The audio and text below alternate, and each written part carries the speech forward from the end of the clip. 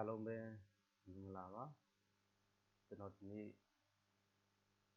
ငွေကျွန်တော်တို့ကတောင်းတဲ့အခါမှာပေါ့ငွေတင်ထားတာပေါ့ငွေတင်ထားတဲ့အခါမှာဒီလိုပေးတဲ့ဥစ္စာတွေကျွန်တော်ပြောပြပြီးမှဖြစ်ပါတယ်ငွေပေးတဲ့အခါမှာကျွန်တော်ဒီမှာပထမဆုံးတစ်ချိန်မှာငွေ1000တင်ထားတယ်1000တင်ထားတဲ့အချိန်မှာပထမဆုံးကျွန်တော်တို့10ရာခိုင်နှုန်း100လာပြီးကျွန်တော်အဲ့ရဲ့အချိန်မှာကျွန်တော်ရေးထပ်လုပ်လိုက်လုပ်ပြီးရဲ့အချိန်မှာ9ရက်ညအပြည့်မှာကျွန်တော်ဒီကျန်တဲ့900လာပြီးရပေါ့နော်ကျန်တဲ့900လာပြီးရ900ပြီးတဲ့ဥစ္စာကိုကျွန်တော်ငွေပေးမယ်ပေါ့ဟိုဘက်ကိုကျွန်တော်ငွေအကူအညီပြန်ပေးမယ်အဲ့ဒီခါမှာကျွန်တော်တို့ပေးတဲ့အခါမှာဒီလိုလေးအပြာတန်းလေးပေါ်ပါတယ်ပြာတန်းလေးပေါ်တယ်ပြောပေါ်မှရမှာလားတချို့ဆိုရင်အစ်စ်ကလေးတွေကျွန်တော်တို့မမအစ်စ်တွေပေါ့မမအစ်စ်တွေခံတဲ့ဥစ္စာဒီဟာလေးကို high complete ဆိုတဲ့ဥစ္စာလေးဒါလေးတွေကိုနှိမ့်ပေးကြနှိမ့်ပေးရဆိုဒီလိုမျိုးတန်းတွေပေါ်လာဒီလိုမျိုးကျွန်တော်ဒီဘက်အခြားဥစ္စာတွေပေါ်လာတယ်ပေါ့နော်အဲ့ကျွန်တော်အခုဝေပေးတဲ့ဥစ္စာလေးကျွန်တော်သက်သက်ပြီးမှဖြစ်ပါတယ်ကျွန်တော်တို့ပထမဆုံးဒီလေးကိုနှိမ့်လိုက်ပါသူ့ကိုပေးရမှာဒါသူ့ဘက်ကနေပြီးတော့ကျွန်တော်တို့ဟိုဘက်ကိုပေးရမယ် wallet address ပေါ့ဒီ wallet address လေးကို copy ကူးလိုက်ပါပြီးဆိုရင်ကျွန်တော်တို့က Coinbase ကိုသွားလိုက်ကျွန်တော်ကဒီက ကျွန်တော်ကွန်ပျူတာနဲ့သုံးတယ်ဆိုတော့ဒီ M3 လုံးဟို wallet address တို့ Gmail တို့ကတခါတည်းဖွင့်ထားတာအဲ့ဒါကြောင့်မလို့ခြေဒီဘက်ကိုရွှေ့လိုက်တာဗျအဲ့ကနေဆိုရင် set and request ပေါ့နော် set and request သွားလိုက်ပါပြီးရင်ဒီမဲ့ခုနကျွန်တော် copy ကူးလိုက်တဲ့ wallet address လေးကိုထည့်လိုက်ပါကျွန်တော်သူ့ကိုဘယ်လောက်ပေးရမလဲ350ပေးရ350ပေးရမှာဒီကပေးတဲ့ပုံစံလေးရှိပြီးသားဒီက350 USD ဟာလာဒီဘက်ကဥစ္စာလေးကို copy ကူးလိုက်ဒီချိန်မှာတစ်ခုသတိထားမှာဒေါ်လာနဲ့သွားမပြီးနဲ့350 USD လို့သွားမပြီးနဲ့ BTC အတက်အကျဈေးရရှိတဲ့အခါမှာဒီသူ့ရဲ့သတ်မှတ်ပေးထားတဲ့ဒီ BTC လေးကိုပဲ copy ကူးလိုက်ပါ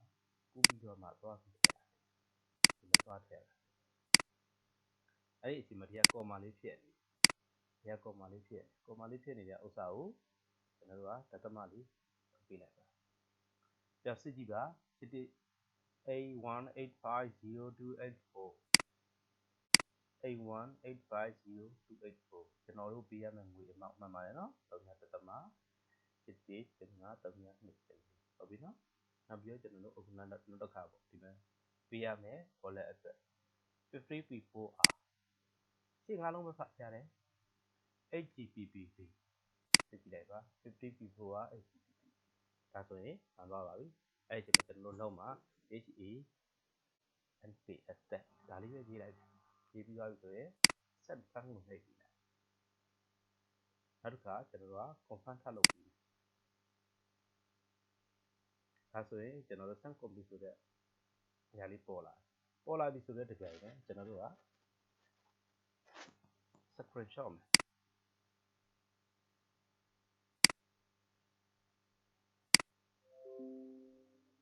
ကျွန်တော် dashboard ကိုပြန်သွားလိုက်မယ် screenshot ပြီးသွားပြီဆိုတဲ့တကြိမ်နဲ့ကျွန်တော် dashboard ကိုပြန်သွားလိုက်အဲ့ဒီမှာကျွန်တော်တို့ I completed this payment ဆိုတာလေးကိုနှိပ်လိုက်ပါဘောက်လေးနဲ့ကြာလာဟုတ်လားဘောက်လေးတစ်ခုကြာလာပြီဒီဟာကအဲ့ခုနကျွန်တော်တို့ access တိုက်လိုက်တဲ့ဟာလေးကိုထည့်ပေးလိုက်ပါပြီးသွားပြီဆိုရင်ကျွန်တော်တို့ကဒါလေးရေးပြလိုက်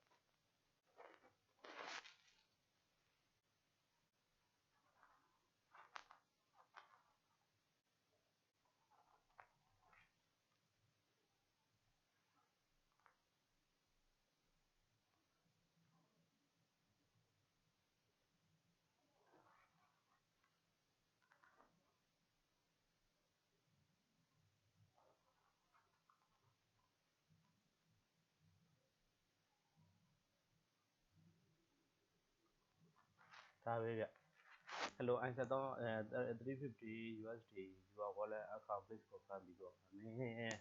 wallet account နဲ့350ထည့်ပြီးပြီပြီးသွားပြီကျေးဇူးပြုပြီးတော့ငါ့ကို confirm ပြန်လုပ်ပြီးတော့ဒါလေးရေးပြလိုက်ရပြီပြီးသွားပြီဆိုရင်အောက်ကိုဆွဲချလိုက်တာ next ကိုသွားလိုက်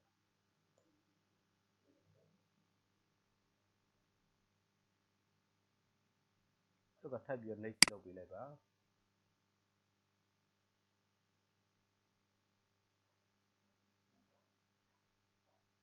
အဲ့ဒီအခါမှာသူတို့အမှန်တဝက်လေးချစ်သွားတယ်ဗျ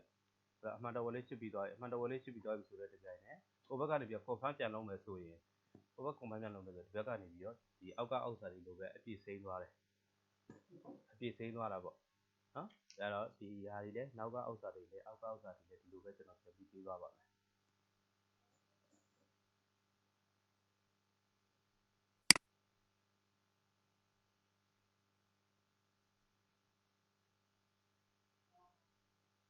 ဒီမဲ့ copy ကူးလိုက်ပါပြီဒီကျွန်တော် quantity ဒီလိုပြန်နှိပ်လိုက်ပါမယ်မူရင်းစာမျက်နှာပြန်ရောက်သွားပါမယ်ဆက်ရတော့ကိုနှိပ်ပါမယ်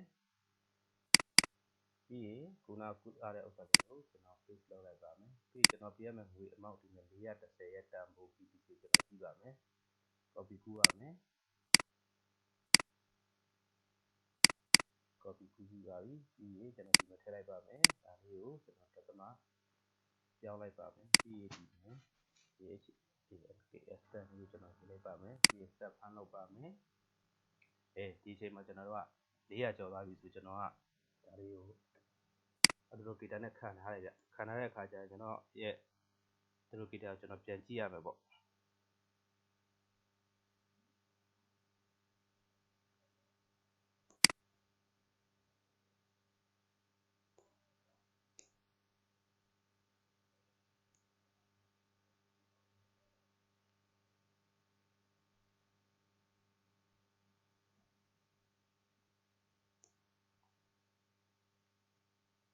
ဟုတ်ပါပြီ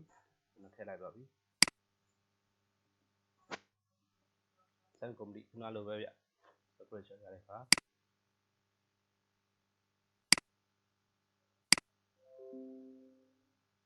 လည်းပြန်ထွက်လိုက်ပါမယ်ပြီးရင် community statement တော့ပါဒီခုန file ကိုတွဲလိုက်ပါ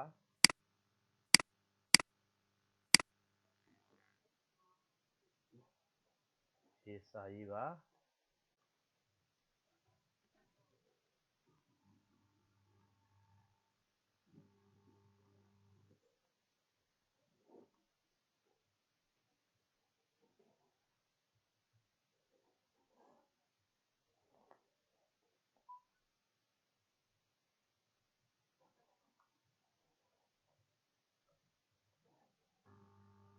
အောက်ကိုသွားပါ message နှိပ်လိုက်ပါ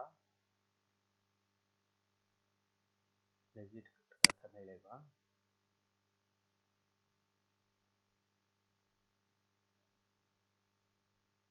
ဒါဆိုရင်အမှန်တဝက်ဖြစ်သွားပြီနော်နောက်တော့ကျွန်တော်ထပ်ပြီးတော့ထပ်ပေးပါမယ်140ကျွန်တော်ထပ်ပေးပါမယ်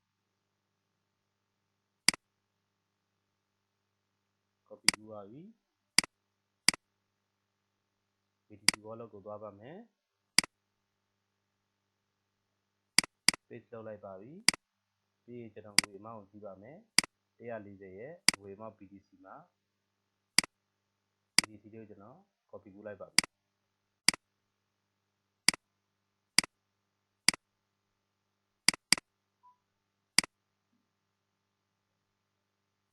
မျိုးတသမပေါက်လိုက်ပါမယ်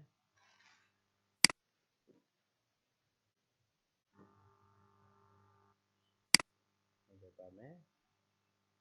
confirm ထပ်လုပ်ပါမယ် screenshot ပါပြီ dashboard ကိုပြန်သွားပါမယ်အခု display ကိုနှိပ်ပါမယ်ပြီးရင်ခုနကျွန်တော်ကောင်စာလေးကိုကျွန်တော်တွဲပါမယ်ပြီးရင်စာရေးပါ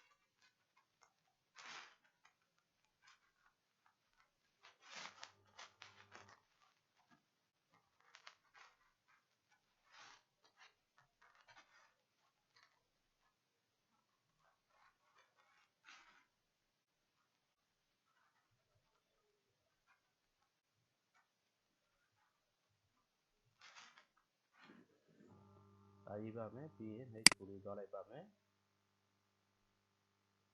next ကိုထပ်သွားလိုက်ပါ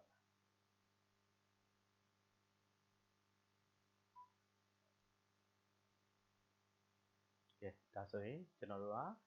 ဝေတောင်းခံလွှာကိုပေးတဲ့အခါမှာဒါလှုပ်ဆောင်ဖြစ်တဲ့လုပ်တွေပါပဲအားလုံးတော့လွယ်ကူမယ်လို့ထင်ပါတယ်ကျွန်တော်3ခုကိုတုပ်ပေးထားတဲ့အတွက်တစ်ခုချင်းကြည့်သွားပြီးတော့လုပ်လိုက်ရပါတယ်ခင်ဗျ